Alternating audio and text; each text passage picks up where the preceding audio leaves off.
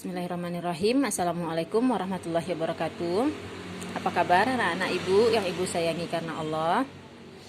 Baiklah, materi kita hari ini tentang konsep dasar pengujian hipotesis, seperti yang terlihat di tampilan gambar ya. Ibu pakai penulisan seperti ini agar lebih mudah mencoret-coret ketimbang menggunakan PowerPoint. Jadi di sini nanti poinnya adalah lihat baik-baik kemana tangan ibu menunjuk ya. Jadi materi ini nanti akan sangat berguna saat kalian melakukan penelitian dan juga penulisan karya ilmiah atau skripsi untuk tamat S1 ya kan. Jadi apa itu hipotesis?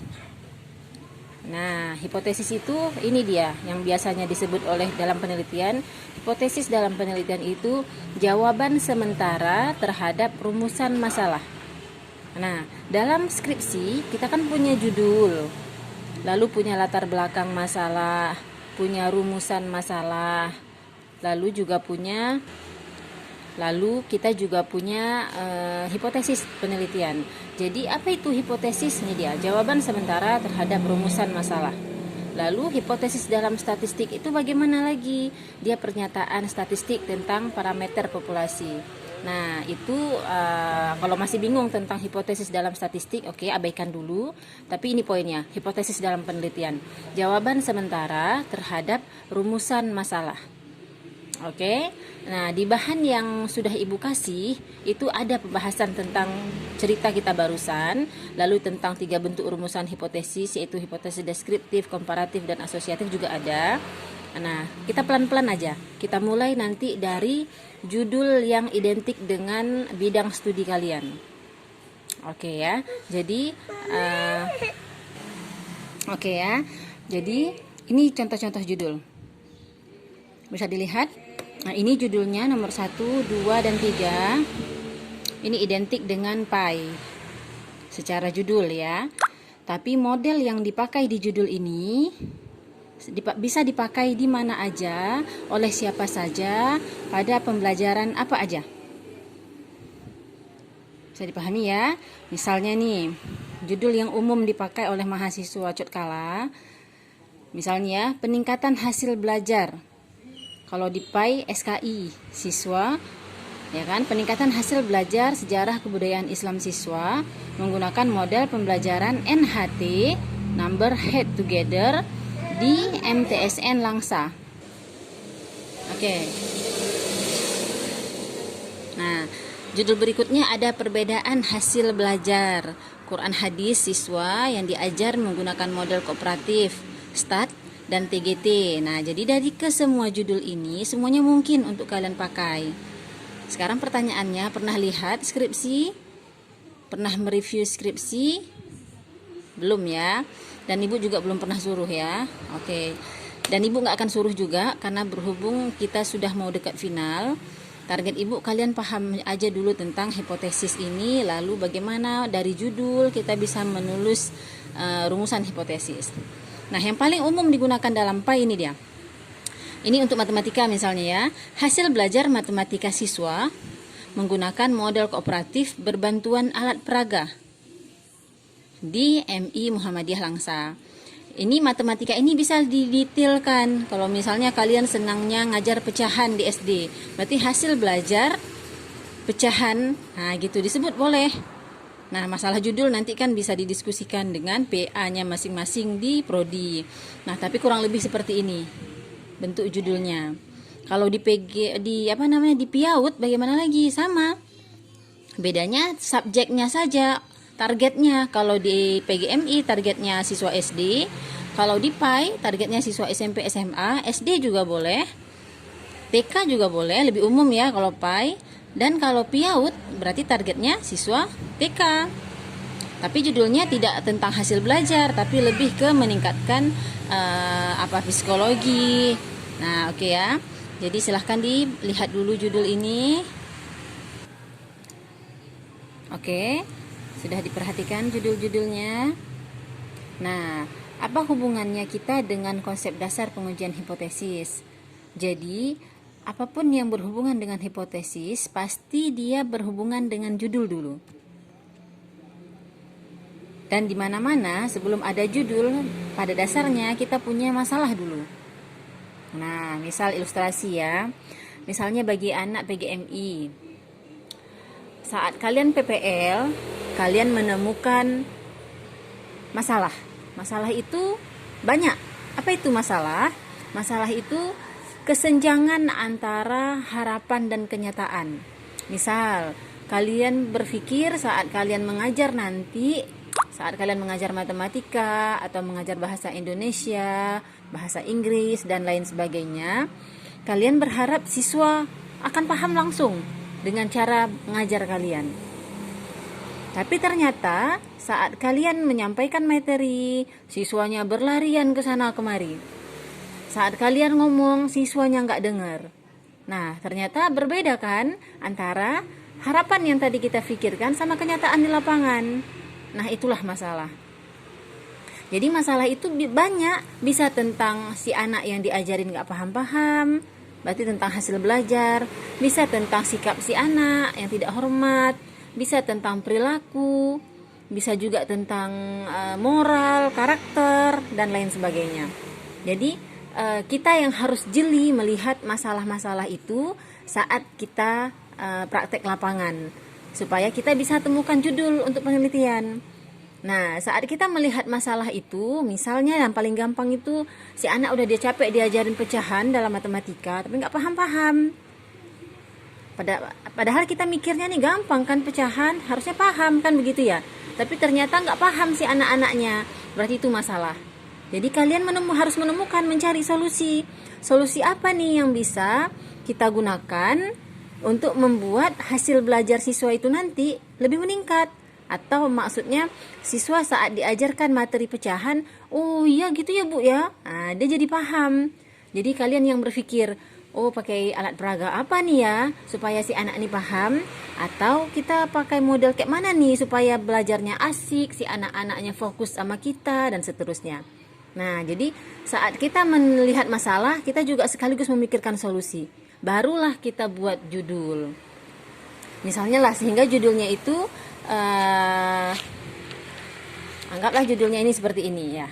Misalnya nih ya, ini untuk PGMI ya, nanti untuk PAI juga ada bahas sedikit. Jadi atau dan PIAUD juga. Jadi peningkatan hasil belajar matematika siswa berbantuan alat peraga di MI Muhammadiyah Langsa. Ini misal judulnya begini. Jadi boleh disebut hasil belajar pecahan, begitu boleh. Nanti itu kan masalah judul boleh didiskusikan dengan pembimbing masing-masing ya kan. Itu kan panjang masih ceritanya. Kurang lebih seperti ini. Ini judulnya, peningkatan hasil belajar. Jadi kita ingin latar belakang masalahnya yang tadi, bahwa selama praktek lapangan kita berpikir bahwa mengajar itu bla bla bla bla dan seterusnya. Dan ternyata saat kita mengajar, siswa banyak nggak paham, siswa nggak mau dengar, siswa lari sana lari sini dan seterusnya. Sehingga kalian memikirkan sebuah solusi untuk membuat anak-anak itu mau duduk diam memperhatikan kalian, lalu mau mendengarkan, sehingga jadi lebih paham. Begitu, sehingga waktu dites bisa, alhamdulillah kan. Nah, jadi itulah yang ditulis di latar belakang. Jadi dari judul ini kita punya rumusan masalah. Kita mempertanyakan, benar nggak sih model yang kita pakai itu nanti atau alat peraga yang kita pakai itu nanti mampu meningkatkan hasil belajar siswa. Jadi saat kita mengajar pakai alat peraga apa gitu namanya, oh siswa bisa lebih meningkat nilai pecahannya, atau siswa jadi lebih paham saat diajarin. Jadi kita tulis rumusan masalahnya, ini namanya rumusan masalah. Apakah terdapat peningkatan hasil belajar matematika siswa berbantuan alat peraga di MI Muhammadiyah Langsa? Nah, itu rumusan masalahnya. Nah, terkait dengan materi kita hari ini yaitu hipotesis. Jadi setiap rumusan masalah kita harus punya hipotesis. Kalau masalah itu diawali oleh apakah. Nah, kalau kita naik ke ranah berikutnya, materi mata kuliah kalian nanti ada metodologi penelitian. Ini disebut metodologi penelitian kuantitatif. Diawali oleh apakah. Dan jawabannya untuk apakah itu, jawabannya ya terjadi peningkatan atau tidak terjadi peningkatan. Sehingga kita punya hipotesis. Tadi kan definisi hipotesis apa? Dugaan sementara. Nah, definisi hipotesis, jawaban sementara terhadap rumusan masalah. Kita punya rumusan, ditanya di rumusan, apakah?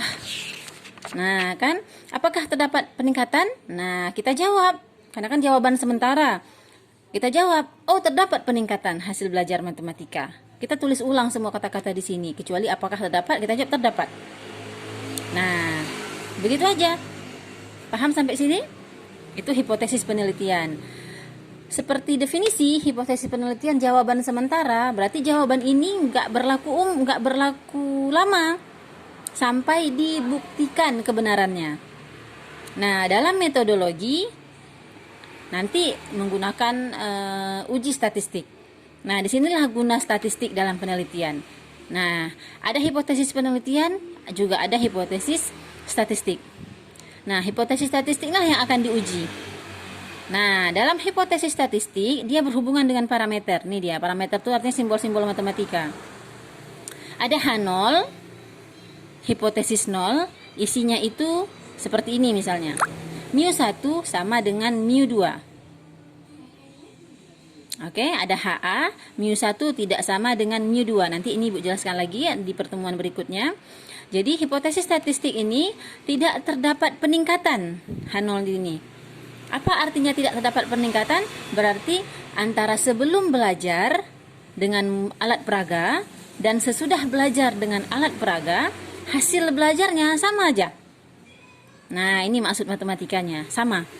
mu1 sama dengan mu2. Artinya pembelajaran sebelum menggunakan alat peraga sama dengan hasil pembelajaran sesudah menggunakan alat peraga. Inilah yang dimaksud dengan H0. Dia tidak ada peningkatan. Apa itu HA? Nah, HA inilah hipotesis alternatif atau hipotesis penelitiannya. Jadi mu1 tidak sama dengan mu2. Artinya sebelum belajar, hasil sebelum belajar dan hasil sesudah belajar menggunakan alat peraga itu berbeda. Berbedanya biasanya positif, artinya sebelum dia kurang, jadi dan sesudah dia jadi lebih paham, sehingga kalimatnya terdapat peningkatan. Kita ulang terus, terdapat peningkatan dan seterusnya. Sampai sini kira-kira bisa dipahami? Nah, ini untuk PGMI. Nah, untuk PAI juga sama. Nah, oke. Jadi judul seperti ini berlaku umum untuk PGMI, PAI, dan PIAUD. Oke, yang membedakan cuman di objek penelitiannya, yaitu kalau di PGMI siswa MI, di PIAUD siswa PAUD, dan di PAI bisa ketiga-tiga siswa, SMP, SMA, siswa MI, SD, PAUD, TK, SMP, MSen, SMA, MAN. Nah, kalau PAI lebih banyak yang bisa diteliti. Oke, yang berbeda cuma di judulnya. Kalau di PAI ya berarti ya tidak ada hubungan dengan matematika kan? Berarti peningkatan hasil belajar SKI kah, Quran hadis kah, fikih kah, dan lain sebagainya. Kalau PIAUD juga sama. Hasil belajar apa? Misalnya ya, kalau PIAUD apa yang diajarin di sekolah? Kalau di PIAUD. Nah, apakah hasil belajar menghafal atau cara praktek wudhu dan seterusnya. Untuk PIAUD kita lihat seperti ini ya. Ini bentuk lain. Nah, misalnya nih judulnya seperti ini. Efektivitas metode bernyanyi dalam meningkatkan daya ingat siswa PAUD terhadap huruf hijaiyah. Ini misal, ini judul ini juga bisa dipakai oleh PGMI dan juga PAI. Tinggal diganti subjek-subjeknya aja. Yang membedakan dari bentuk judul yang pertama sama judul yang kedua adalah di rumusan masalah. Perhatikan, yang ini rumusan masalahnya diawali oleh apakah? Ya kan? Apakah terdapat peningkatan? Dan untuk menjawab rumusan masalah ini kita punya hipotesis. Hipotesis juga jawaban sementara. Dan untuk membuktikan jawaban sementara ini benar atau salah perlu dibuktikan menggunakan ini. Ini yang akan diuji menggunakan uji statistik. Nanti kita akan bahas jika ada waktu. Nah, jadi judul seperti ini juga bisa diarahkan ke rumusan masalah yang diawali oleh apakah. Bisa, sangat bisa. Tapi ini Ibu buat berbeda supaya lebih bisa dipahami. Jadi kalau judul seperti ini dengan rumusan masalah seperti ini, ya begini bukan panjang maksud Ibu, begini runutannya, sistematikanya. Judul ini juga boleh diganti dengan bukan apakah rumusannya, tapi bagaimana.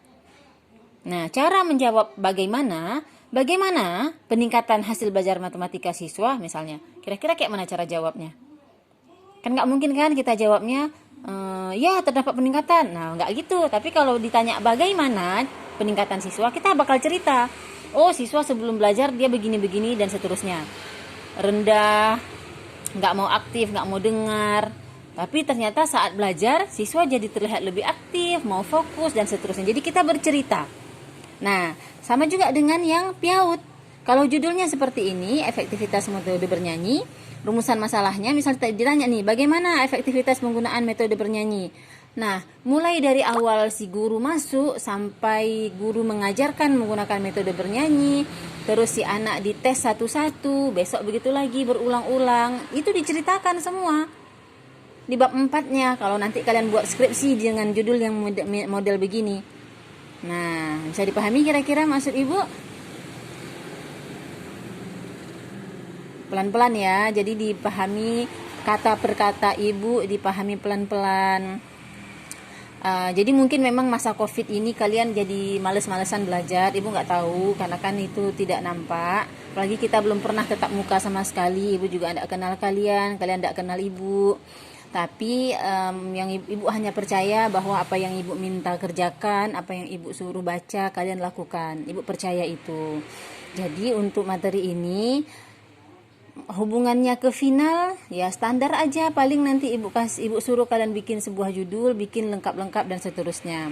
Itu standar aja untuk final. Jangan pikirkan itu. Tapi ini sangat berguna sekali nanti ke skripsi. Terutama nanti saat kalian melanjut ke metodologi penelitian semester atas. Semester berikutnya, semester besok, semester ganjil besok, kalian akan masuk ke metodologi penelitian. Apakah kualitatif atau kuantitatif. Nah, kita akan, kalau misalnya Ibu diberi kepercayaan lagi, kita akan bertemu dan akan bahas ini lagi. Tapi sudah berbeda ranahnya. Kalian sudah langsung terjun ke sekolah. Nah, oke ya, jadi ini bahannya, silahkan didengarkan baik-baik, silahkan dipelajari baik-baik. PR-nya adalah buat sebuah judul sesuai bidang masing-masing. PGMI berarti judul yang berhubungan dengan PGMI. Buat sebuah judul, lalu pikirkan latar belakang masalahnya, lalu buat rumusan masalahnya. Begini ya yang Ibu minta. Dan lalu buat hipotesis penelitiannya, lalu buat hipotesis statistik. Persis saja seperti yang Ibu minta ini, nggak apa-apa, tapi judulnya aja yang berbeda setiap orang. Ibu nggak mau judulnya sama ya, ngambil di internet tapi judulnya sama. Ibu nggak mau karena nanti judulnya sama, latar belakangnya pun sama, Ibu nggak mau.